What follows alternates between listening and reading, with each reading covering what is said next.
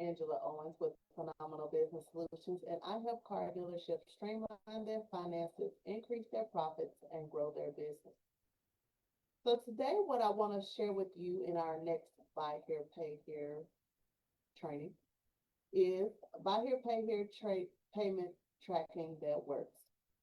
So I am aware that I tend to say a lot. So I'm going to be working on that starting in this video. So if you notice some weird pauses, that is what's going on. I'm trying not to say So let's get this started. So payment tracking matters because it's the cash flow.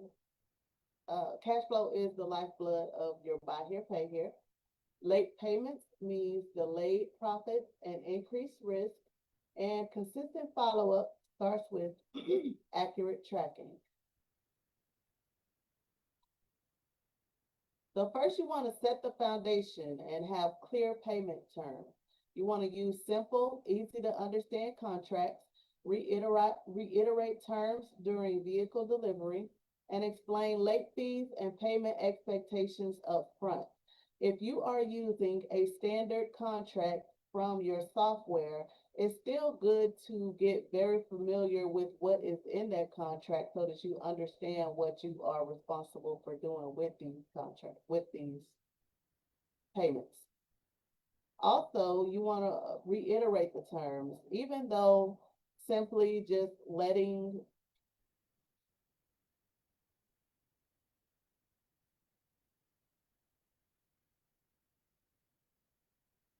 even though simply just letting them know what they are responsible for is what's required by law, I suggest that you go even further and make sure that they actually understand what they are signing and what to expect. Make sure you use the right payment tracking tools.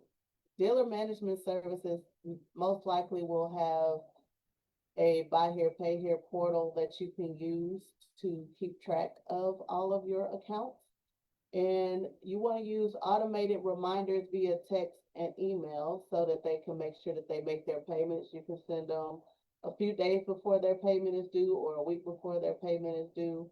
Just make sure that they understand that they have a payment coming up.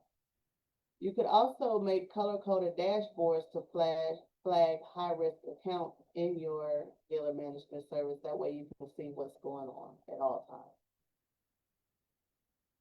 You want to be very proactive with your follow-up. Track the due dates daily. Send reminders 2 to 3 days before payment and follow up the same day of the missed payment. So if they have to pay by 5 o'clock and they haven't paid by 5, you need to call by 5:30 or 6 o'clock.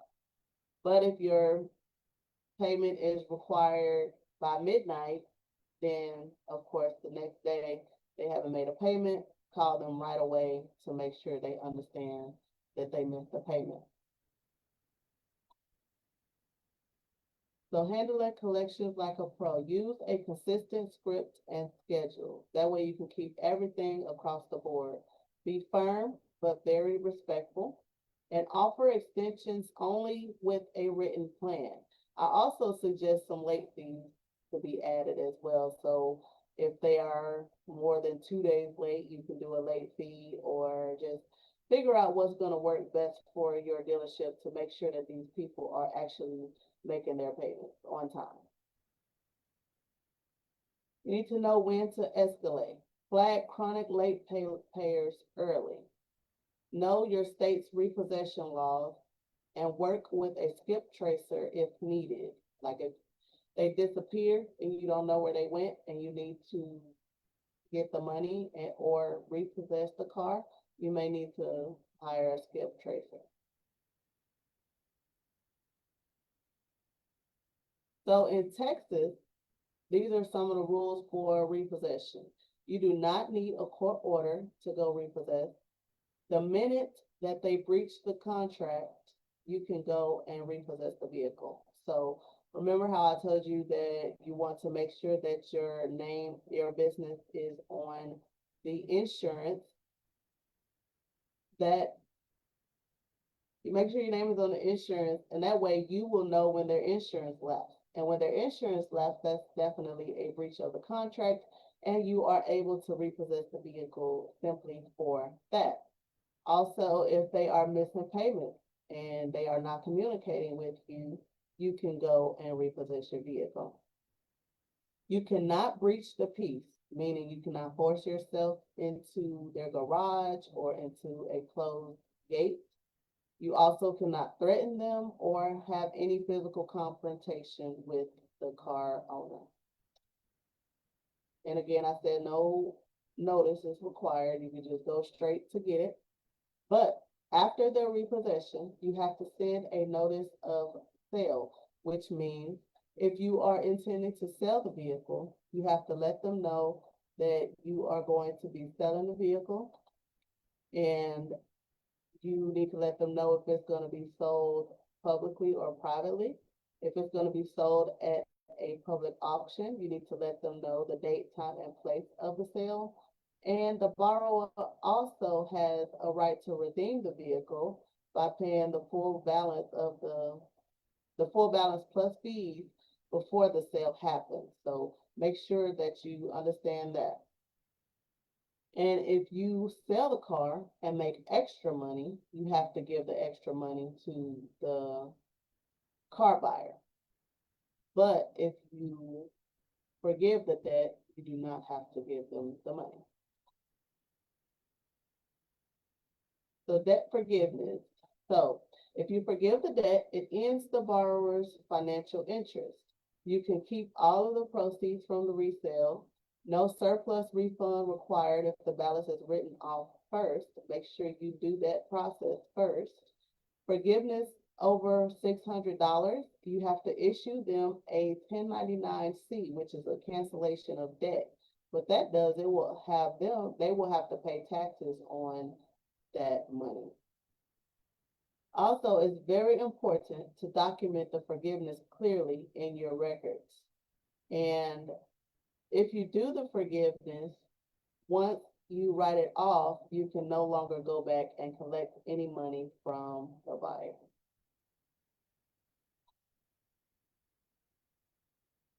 These are key metrics that you want to monitor. You want to monitor the average days past due, your company's repossession rate, the total accounts 30 plus days late, and collection success rate. So the repossession rate and the collection success rate will allow you to see if you need to redo some of your policies and some of your underwriting to see if you need to be a little more strict on what you are offering and see if that helps you like that. Your average days past due and total accounts 30 plus days late.